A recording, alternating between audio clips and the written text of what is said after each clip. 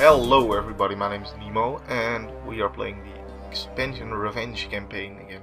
Last time I defeated Selesnya and I told you guys that I use a somewhat random system for deciding which deck to play against which deck. Well, if you're really smart then you may be able to figure it out, as I do the same thing here as I did last time, except I don't use the same deck. So maybe you'll figure it out, maybe you won't. Anyways, we are playing Golgari against the Azorius deck. Sepulchral Strength against Aura Servants, to be more specific. So let's go for it.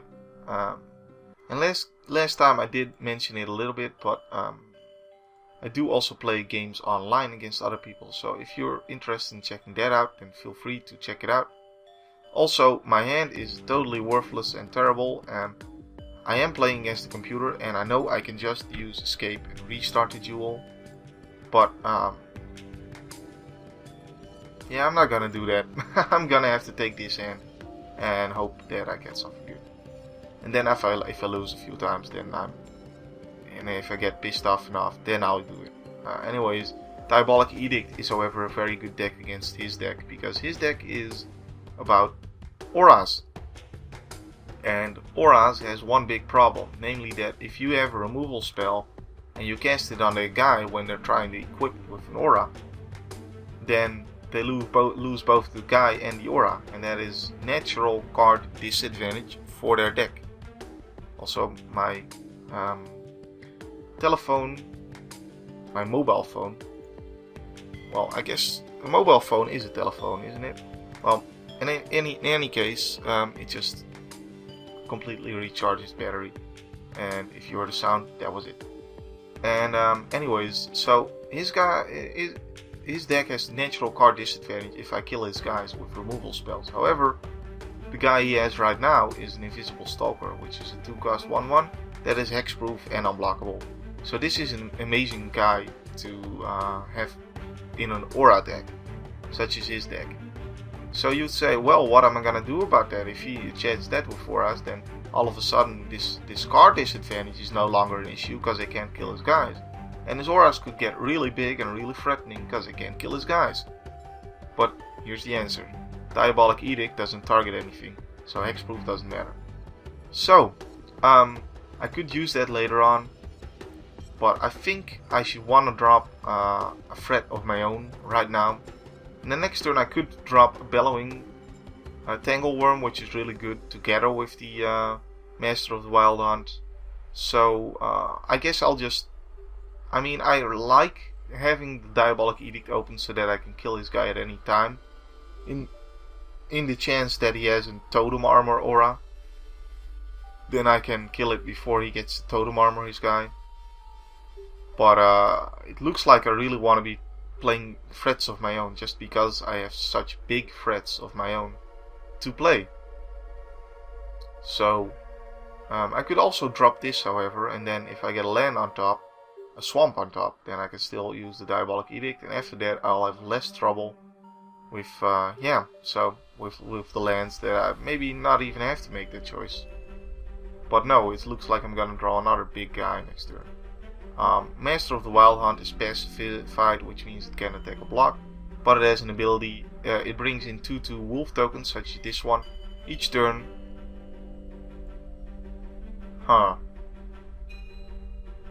Why would you pacify it and then do that? You could have just waited. I mean, the computer is weird sometimes. Like, if this was a human player, then I'd assume that he just stopped the mind control. Well, anyways, I can't kill my own Master of the Wild Hunt with the wolf, so yeah. I mean, it's pacified. He is gonna get a wolves though. But I could Diabolic Edict here and force him to choose between the unblockable hexproof guy or the wolf making dude guy. I really wanted to drop this Tangleworm because that gives all my green creatures Intimidate, and then I would have had a lot of green Intimidate creatures with all the wolves. But now he's gonna get about a bunch of green wolves. So, Well, I wish I could have drawn this turn, because I really Diabolic Edict is gonna be useless if he has a bunch of wolves, isn't it? Well, Trana is gonna be it, because Trana can actually kill all those wolves.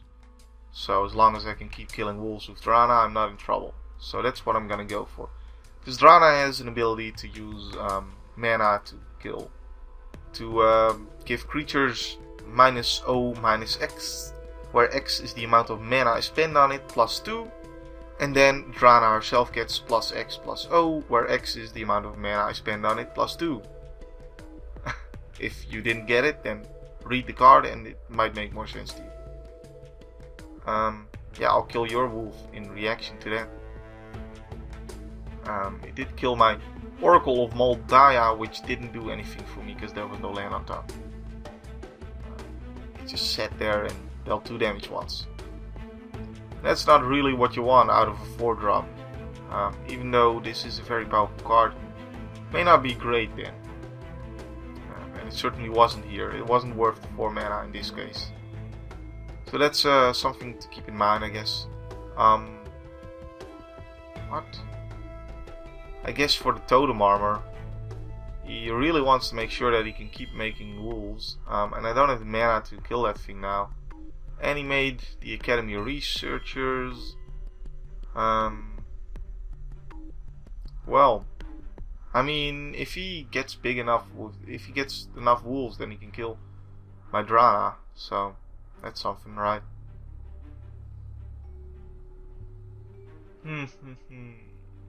I can kill Academy Researchers here. I guess I'm gonna do that. I'm gonna do that. This does mean that I have to use this on my turn, but see, the thing is, again, against this deck, it's probably better to keep mana open on his turn to kill him then. But the way Drana works, especially boosting herself, I want to do it on my turn as well. And doing it now means that I get in with my wolf, as well as dealing more than 4 damage with Drana, so that's cool. And I'll just kill his wolf in response. He should really shouldn't do that. He really shouldn't do that, because if he just waits a little bit, then he might be able to kill Drana with his wolves. Instead, he's fine trading off wolves, while at least 2/2s. So whatever. But it looks like I just kill him here, cause yeah. Oh well. I'll just do it for free. In the land of the free. And attack for 7. And normally, of course, you wouldn't do this in a normal game of Magic. But in this case, I know there's no 1-cost card in his deck that gives him life gain or get unsummon. Unsummon would have been a concern here in a normal game of Magic, because you don't know what's in their deck. But you know what's in their deck in this game. So, well, we won yet another game. I did think this was a little bit interesting here. The one card I thought was gonna give me a lot of win didn't really when he took control of my own guy and started using it against me. But another card was very good here. So, I hope you guys enjoyed this video, as I did the making of the video. And yeah, go ahead and check out the rest of my channel. Leave a like if you like this video. And my name's been Nemo. My name will still be Nemo. Next time when we take up arms against Rakdos. Also, leave in the comments if you think you know my way of selecting decks to play against other decks. Because I'd be interested to see if anybody already figured it out after 2 games. That'd be pretty quick.